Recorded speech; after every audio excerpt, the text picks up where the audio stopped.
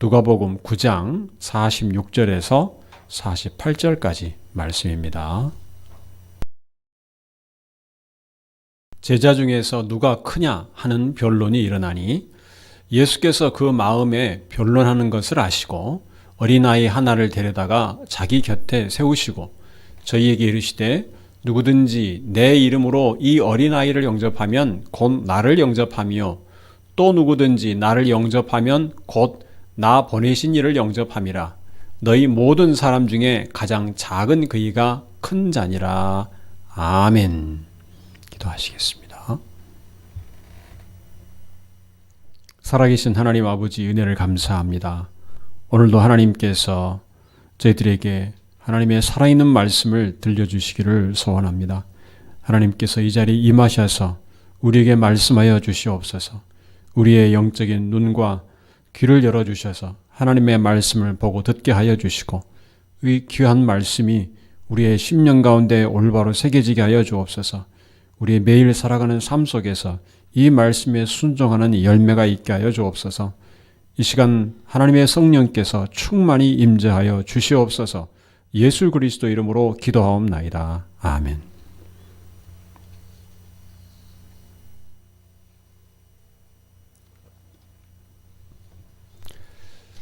우리가 살아가는 이 세상은 많은 사람들이 있습니다. 근데 많은 사람들이 살아가면서 서로 여러 가지 비교를 합니다. 서로 외모를 비교하고 또 서로의 능력을 비교합니다. 누가 얼마나 돈이 많은가를 비교합니다. 어떤 차를 타는지 다른 사람의 차를 자기의 차와 비교하기도 하고 어떤 옷을 입었는지 또 어떤 뛰어난 경력과 인맥과 학력이 있는지 그것도 비교할 때가 있습니다. 이렇게 비교하는 것이 늘 일상화되어 있습니다. 그것이 우리가 살아가는 세상입니다. 그런데 이런 비교는 그냥 비교로 그치지 않고 종종 다툼과 갈등을 유발하게 됩니다. 내가 다른 사람보다 뒤진 것에 대해서 참을 수 없어 하고 그것을 어떻게든지 앞서기 위해서 여러 가지 수단과 또 노력을 기울이는 과정 속에서 부작용이 생깁니다. 예수님의 제자들도 마찬가지였습니다. 제자들은 오늘 본문에 보면 누가 크냐 하는 문제로 변론을 했다고 했습니다. 서로 다툼이 있었다는 것입니다. 사람들이 모인 곳에서는 누가 더 중요한가, 누가 더 높은가, 누가 더 힘 있는가 관심이 많습니다. 하다못해 종종 이 많은 명절이나 이럴 때 친척들이 모인 곳에서 자녀들에게 이런 질문을 합니다. 아빠가 좋으냐, 엄마가 좋으냐. 이렇게 장난스럽게 물어보기도 합니다. 이렇게 비교합니다. 누가 머리가 더 좋은가, 누가 똑똑한가. 이렇게 비교하면서 남의 것을 배우고 자신을 고쳐가고 성숙한다면 그건 바람직할 것입니다. 그러나 남을 시기하거나 질투하고 남보다 앞서려고만 한다면 그것이 문제를 일으킵니다. 제자들이 이렇게 서로 누가 큰가 하는 문제를 놓고 논쟁을 하였습니다. 그런데 그럴 상황을 이해할 수 있는 것이 우리가 앞서 있는 내용, 본문 내용을 보면 예수님은 베드로와 요한, 야고보만 데리고 산에 올라가서 예수님의 변화된 놀라운 모습을 보여주었습니다. 그래서 이 세 제자는 나름대로 다른 제자들 중에서 자신들이 선택되었다고 생각할 만합니다. 예수님께서 이 베드로와 야고보와 요한을 가까이 하는 모습을 종종 보여주셨습니다. 그리고 이제 산에서 내려오니까 나머지 9명의 제자들이 귀신 들린 아이를 고치지 못한 것 때문에 여러 가지 문제가 발생한 것을 우리가 지난 본문들을 통해서 살펴보았습니다. 이런 상황 속에서 베드로와 야고보와 요한은 나머지 세 제자들에게 어떤 핀잔을 주었을 수도 있습니다. 도대체 어떻게 했기에 아이를 낳지 못하게 했는가? 한심하다. 이렇게 비판할 수도 있었습니다. 그러면 우리가 생각해 보기를 그 9명의 제자들은 듣고 있다가 그러면 너희가 직접 귀신 들린 아이를 만나지 못했으니 아마 너희도 마찬가지였을 것이다. 이렇게 주장할 수도 있습니다. 베드로는 예수님에 대한 고백으로 예수님의 칭찬을 받았습니다. 이렇게 여러 가지 정황들을 보면 베드로가 다른 제자들에게 시기와 질투를 받을 수도 있었습니다. 12명이나 되는 제자들이다 보니까 누가 더 예수님께 더 인정받는 자인가를 놓고 늘 여러 가지 다툼과 또 갈등이 있었을 수 있습니다. 이런 논쟁이 한마디로 누가 크냐 하는 변론이라고 오늘 본문에 묘사된 것입니다. 예수님은 그런데 이러한 상황이 있기 전에 예수님이 사람들에게 잡혀 넘겨질 것이다 이렇게 예고도 하셨고 또 고난을 받고 죽임을 당할 것이다 이런 말씀도 하셨습니다.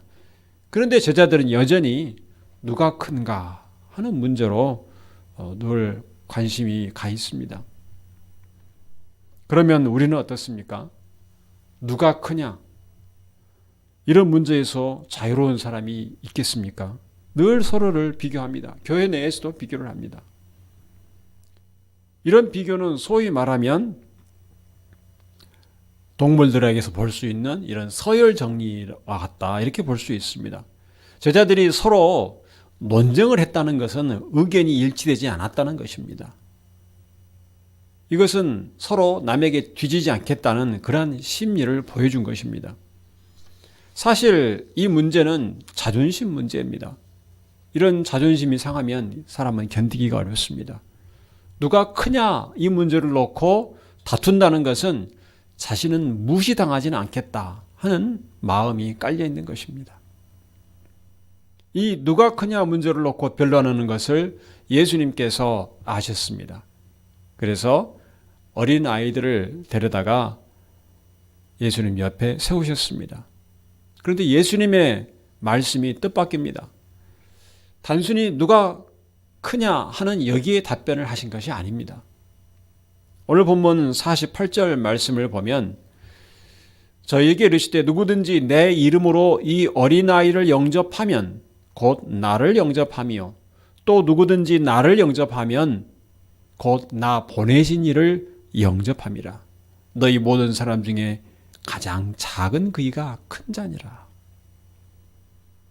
예수님은 누구를 영접할 것인가 이것에 대해서 말씀하셨습니다. 물론 마지막에 누가 큰 자인가에 대해서 말씀도 하셨습니다. 그런데 예수님의 말씀은 그 내용이 단순히 누가 크냐의 문제라고 하기가 어렵습니다. 예수님은 제자들이 전혀 궁금해하지 않는 누구를 영접할 것인가 이 문제에 대해서 말씀하셨습니다. 과연 예수님이 엉뚱한 대답을 하신 것일까? 제자들의 마음을 모르고 전혀 다른 이야기를 꺼내신 것일까? 예수님의 가르치심을 통해서 우리가 몇 가지로 나누어 볼 수 있습니다. 첫째, 겸손함을 가르치는 말씀입니다. 예수님의 제자들은 누가 큰가를 놓고 논쟁할 때 그 마음에 숨은 생각이 있었습니다. 예수님께서 그것을 아신 것입니다. 제자들이 누가 크냐 이 문제를 놓고 다툴 때에는 그 마음에서 이미 자신들이 주목받고 영접받고 인정받고 싶은 마음이 숨어 있었습니다. 세상에서는 큰 자가 돈 있는 자로 또는 힘 있는 자로 능력이 많은 자로 간주됩니다. 즉 주목을 받는 사람입니다. 세상에서 그렇게 높은 자, 지위가 높거나 또 돈이 많은 자 이런 자들은 사람들에게 그만큼 대접을 받습니다. 어떤 큰 기업의 사장이라면 또 어떤 정부의 높은 관리나 정치인, 유명 정치인들이라면 사람들에게 인사와 대접을 받습니다. 그래서 그 사람 주위로 몰려듭니다. 어떻게 하면 서로 대화를 나눠보고 또 어떻게든지 연결을 지을까 이런 마음으로 사람들이 모여듭니다. 다시 말하면 이 누가 크냐의 문제는 결국 인정받고 대접받는 존재가 되고 싶다는 마음에서 나온 논쟁인 것입니다. 그것을 아시는 예수님께서 이 남에게 대접받는 문제를 거론하신 것입니다. 남들에게 대접받기를 바라고 인정받기를 바라지 말고 다른 사람을 대접하는 자가 되라, 이렇게 말씀하신 것입니다. 제자들에게 있어서 예수님은 언제나 가장 우선적이고 높이고 공경할 분입니다. 세상에 예수님보다 높은 사람이 누가 있을까? 이런 마음으로 예수님을 대합니다. 감히 예수님보다 높기를 주장하고 원하는 제자들은 없을 것입니다. 그런데 48절에서 예수님의 이름으로 어린아이를 영접하는 것이 곧 예수님을 영접하는 것이다, 이렇게 말씀하셨습니다. 그리고 예수님을 영접하는 것이 예수님을 보내신 하나님을 영접하는 것이다, 이렇게도 말씀하셨습니다. 누가 크냐에 대한 문제로 다투는 것은 겸손과는 거리가 멉니다. 자신을 높이려는 마음, 이 마음에서 나온 다툼입니다. 그래서 누가 큰가를 놓고 다투는 것입니다. 단순한 비교하고 싶은 마음에서 나온 것이 아닙니다. 예수님은 어린아이를 영접하라고 말씀하셨습니다. 만약에 예수님처럼 높은 분을 영접하라는 것은 너무나 당연하게 여겨질 것입니다. 제자들이 너무나 잘 압니다. 그렇죠. 예수님은 우리가 정말 지극정성으로 영접하고 높여야 할 분입니다. 이것은 당연합니다. 제자들이 예수님을 높이고 영접할 때 그때는 굳이 겸손을 필요로 하지 않습니다. 예수님은 제자들과 비교할 대상이 되지 않습니다. 지극히 높으신 예수님은 메시아이시고 하나님의 아들이십니다. 그리스도이십니다. 능력이 뛰어나시고 위엄이 지극히 높으신 분입니다. 그래서 그대로 인정하면 됩니다. 제자들은 예수님과 비교가 안 되는 존재입니다. 만약 예수님과 자신을 비교하려는 사람이 있다면 그 사람은 현실을 제대로 파악하지 못하는, 현실 인식이 없는 자다, 이렇게 해도 됩니다.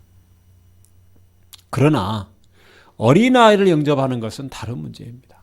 어린아이는 당시 사회에서는 인정받지 못하고 무시되었습니다.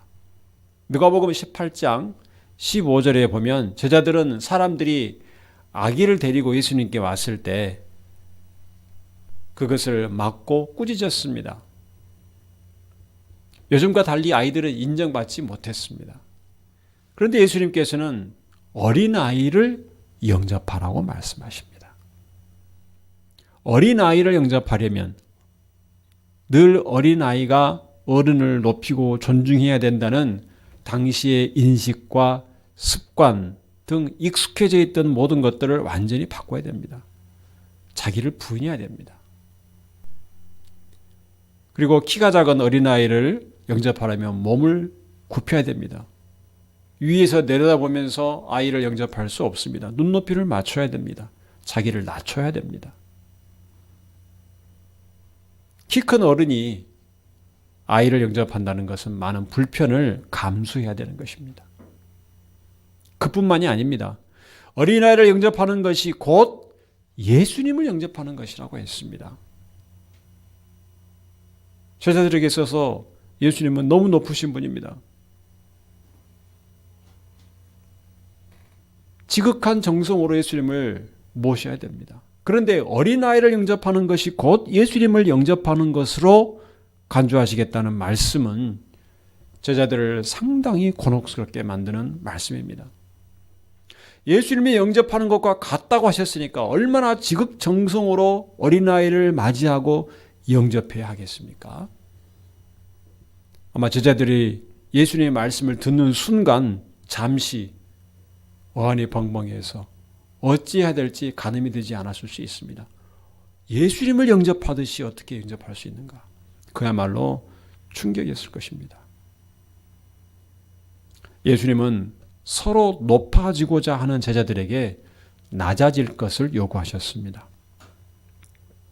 오늘 보면 48절에 너희 모든 사람 중에 가장 작은 그이가 큰 자니라, 가장 작은 자가 되라고 말씀하셨습니다. 남을 섬기는 자, 가장 작은 자로서 자신을 낮추는 자입니다. 그런 사람이 큰 자이다. 이렇게 말씀하십니다. 마가복음 9장 35절에 보면 예수께서 앉으사 12제자를 불러서 이르시되 아무든지 첫째가 되고자 하면 뭇 사람의 끝이 되며 뭇 사람을 섬기는 자가 되어야 하리라 하시고, 이것이 하나님 나라의 백성의 원리입니다. 하나님 나라의 백성이 살아가는 원리입니다. 이것은 세상의 원리와는 반대입니다. 세상에서는 어떻습니까? 높아지기 위해서 상대를 낮추고 자기를 높이는 방법을 택합니다. 힘을 더 많이 가지고 상대보다 더 돈을 많이 벌고 더 외모가 뛰어나고 더 인기를 얻을 방법을 찾습니다. 모든 노력과 힘을 기울입니다. 남이 자는 시간에 열심히 일합니다. 더 높아지기 위해서, 더 많이 가진 자가 되기 위해서, 외모를 가꾸기 위해서 많은 돈을 들여서 성형수술도 합니다. 남보다 월등한 미모를 갖기 위해서. 심지어 부당한 방법도 사용합니다. 다른 사람을 모함합니다. 회사에서 다른 사람보다 더 앞서 진급하기 위해서 상대를 깎아내리고 모함하고 권모술수를 행합니다. 치열한 경쟁이 있습니다. 제자들이 누가 크냐를 놓고 다투는 것은 이 세상의 원리에 따른 것입니다. 그런데 예수님은 하나님 나라의 원리를 가르치셨습니다. 서로 낮아지는 원리입니다. 낮아지는 원리. 높아지기 위해서 경쟁하고 다투는데 온 힘을 쏟는 이 세상을 살아가는 우리를 당황스럽게 하는 말씀입니다.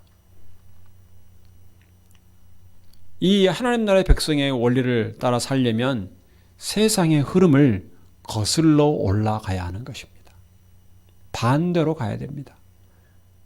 이것이 세상에서 성도들이 살아가는 구별되고 거룩한 삶인 것입니다.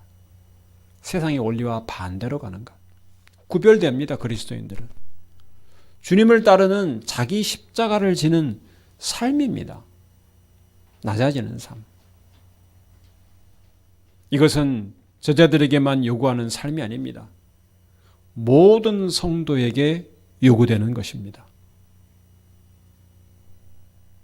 마태복음 10장 38절 말씀, 우리가 화면에 있는 말씀 같이 한번 읽겠습니다. 또 자기 십자가를 지고 나를 좇지 않는 자도 내게 합당치 아니하니라.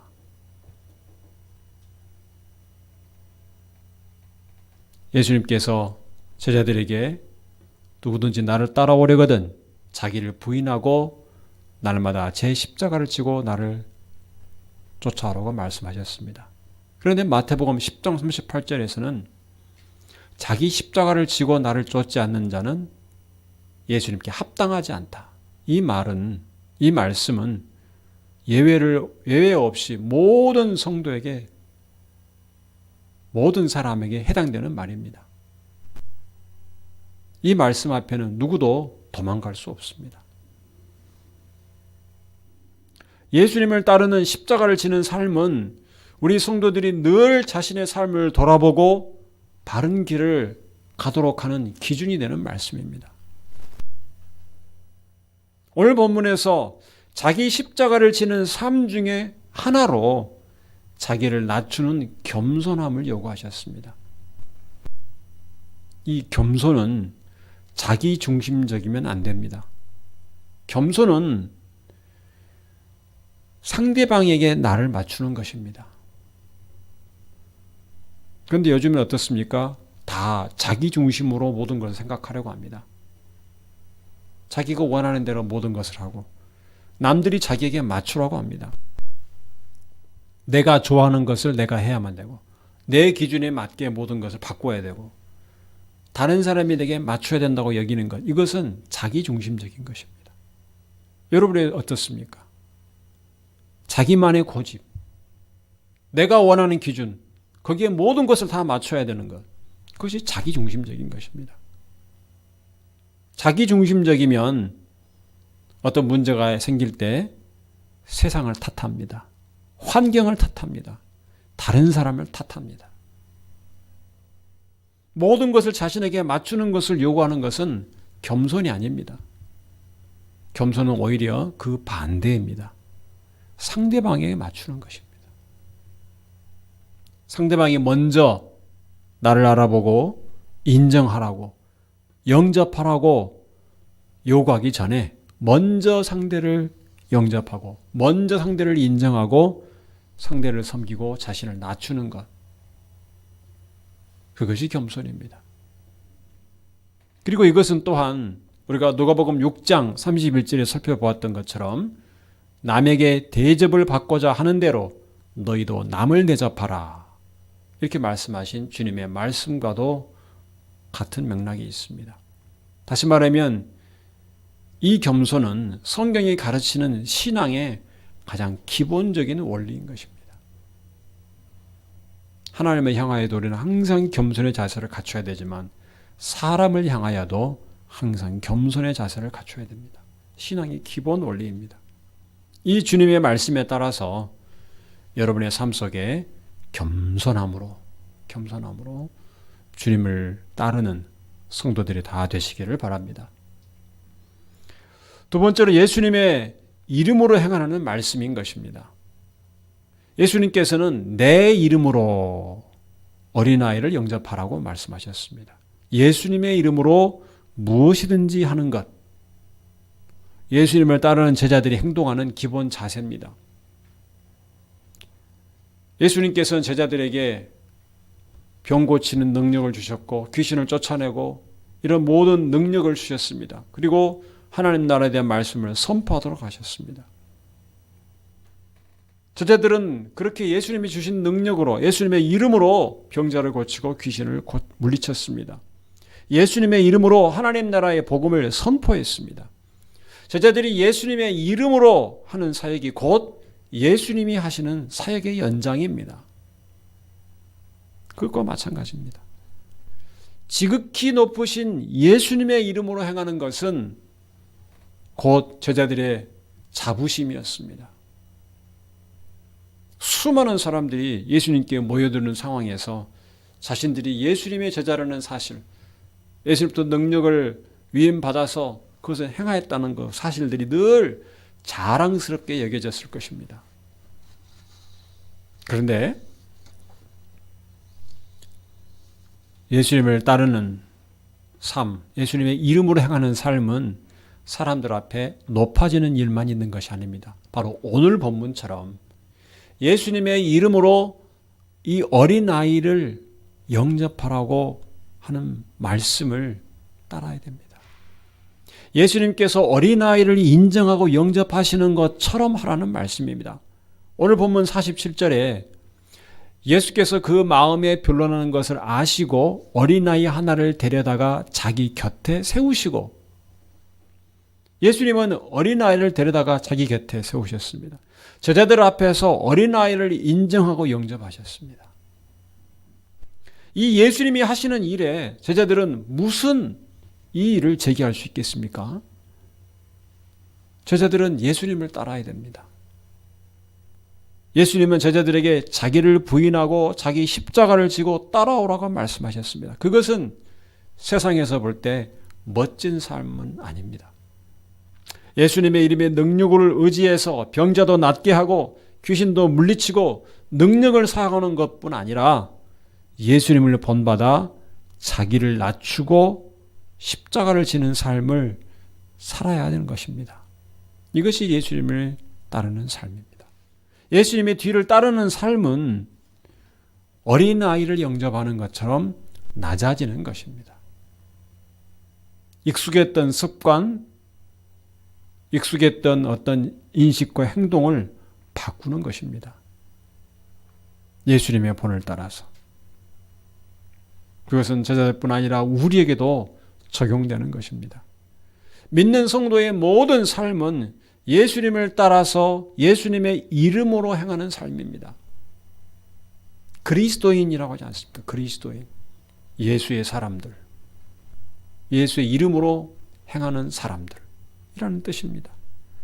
골로새서 3장 17절 말씀 보면 또 무엇을 하든지 말에나 일에나 다 주 예수의 이름으로 하고 그를 힘입어 하나님 아버지께 감사하라.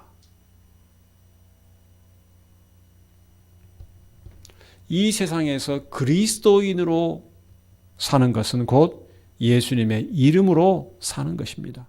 나를 앞세우는 것이 아니라 예수님을 앞세우는 삶입니다. 이것이 그리스도인의 삶입니다. 나를 자랑하는 것 아니고 예수님을 자랑하는 것이 그리스도인의 삶인 것입니다. 예수님과 하나 된 성도는 예수님의 이름으로 세상을 살아갑니다. 이것을 우리는 참 심각하게 생각하지 않을 때가 너무 많습니다. 내가 그리스도인인가? 내가 기독교인인가? 같은 말입니다. 내가 기독교인이라는 것은, 그리스도인이라는 것은 예수님의 이름으로 행하고 말하고 행동하고 살아간다는 것을 의미합니다. 다시 말하면 우리 그리스도인이 행하는 모든 것에 예수님의 이름이 걸려 있다는 것입니다. 세상도, 불신자들도 우리를 그렇게 봅니다. 우리 믿는 성도가, 교회가 세상에서 욕을 먹는 것은 예수님이 욕을 먹는 것입니다. 우리의 모든 행동과 말에 예수님의 이름이 걸려있기 때문에 그렇습니다. 성도가 세상에서 칭찬받는 것은 예수님의 이름이 높아지는 것입니다.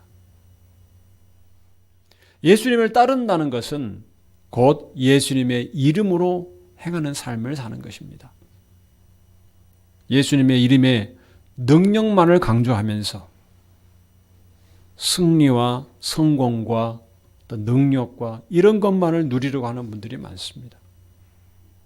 그러나 예수님의 이름으로 행한다는 것은 예수님의 이름의 능력뿐 아니라 예수님의 모든 삶, 고난의 삶도 본받는 것을 의미합니다. 예수님은 고난당하시고 십자가에 죽기까지 자신을 낮추시고 하나님께 복종하셨습니다. 예수님의 이름으로 행하는 성도 여러분도 우리 예수님이 낮아지신 것처럼 낮아지고 예수님이 겸손하신 것처럼 겸손해야 할 것입니다. 여러분이 겸손하며 낮추는 섬기는 삶에 바로 예수님의 이름이 걸려있다. 이것을 늘 잊지 말고 우리 주님을 드러내고 주님의 이름으로 살아가는 성도들이 다 되시기를 바랍니다. 또한 오늘 본문에서 예수님의 가르침 중에서 세 번째는 하나님을 사랑하는 것이 인간을 사랑하는 것과 연결되어 있다는 것입니다. 어린아이를 영접하는 것이 곧 예수님을 영접하는 것이고 예수님을 영접하는 것이 곧 하나님을 영접하는 것이다. 이 말씀은 아주 중요한 성경의 원리를 담고 있습니다.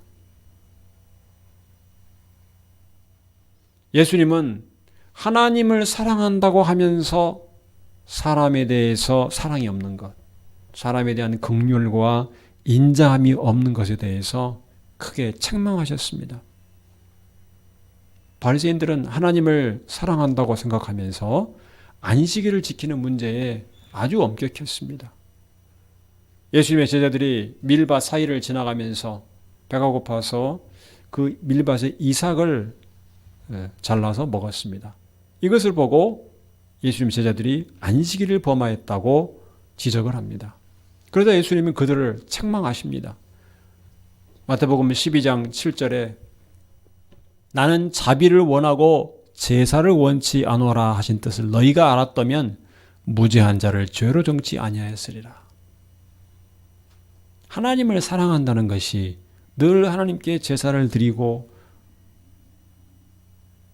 하는 것으로만 충분하다고 생각할 수 있습니다. 그러나 하나님은 자비를 원한다는 것입니다.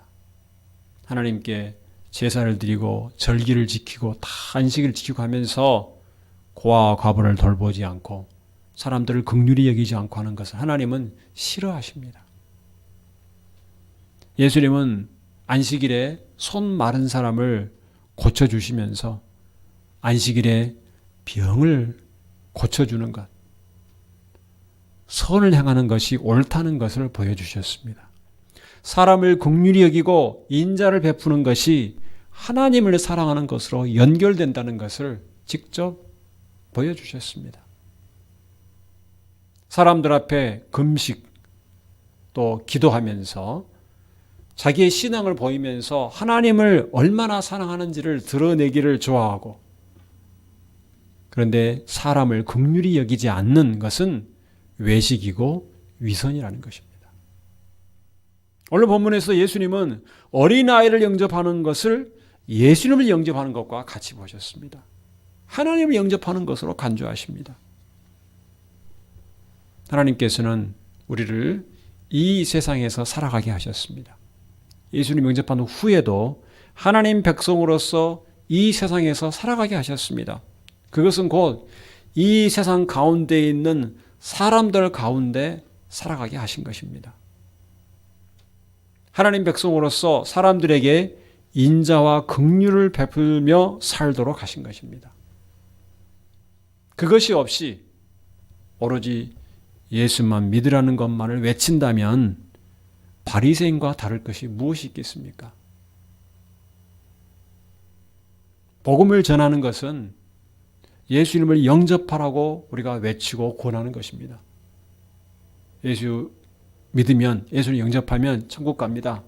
이것을 전하는 것이 전도입니다. 그런데 그때 오늘 말씀을 기억해야 됩니다. 내 이름으로 이 어린아이를 영접하면 곧 나를 영접하는 것이다. 이 말씀처럼 이 말씀에 비추어서 우리가 예수님을 제대로 영접하고 있는가 돌아보지 않고 불신자들에게 예수님을 영접하라는 전도는 공허한 외침이 될 것입니다. 먼저 우리 자신부터 이 말씀에 따라서 예수님을 영접하는 걸 제대로 하고 있는가 살펴보며 힘써야 할 것입니다. 성도 여러분, 예수님이 먼저 본을 보여주신 겸손과 섬김으로 행해야 될 것입니다. 세상 가운데서 예수님의 이름이 우리의 삶에 걸려 있다는 것을 기억하고 모든 일에 예수님의 이름으로 행하기를 힘써야 됩니다. 자기를 부인하고 자기 십자가를 지고 주님을 따르는 삶은 자신을 낮추고 겸손하고 사람에 대한 긍휼과 인자함과 사랑을 가지고 대하는 것입니다.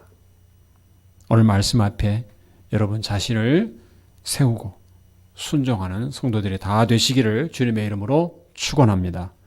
기도하겠습니다. 우리를 긍휼히 여기셔서 우리를 위해서 예수님을 보내주시고 우리를 구원하신 하나님 아버지 감사합니다.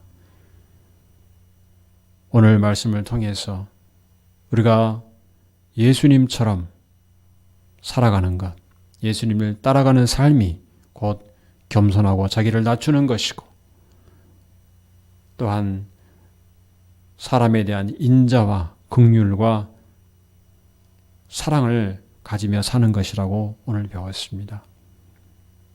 하나님 아버지, 우리가 이 말씀 앞에 우리 자신을 온전히 세우게 하여 주시옵소서. 우리의 삶에 예수님의 이름이 걸려 있다는 것을 늘 잊지 않게 하여 주시고 예수님의 이름에 부끄럽지 않는 삶을 살아가도록 저희들을 인도하시고 붙잡아 주시옵소서. 하나님 기뻐하시는 참된 그리스도인의 삶을 살아가도록 인도하여 주옵소서. 예수 그리스도 이름으로 기도하옵나이다. 아멘.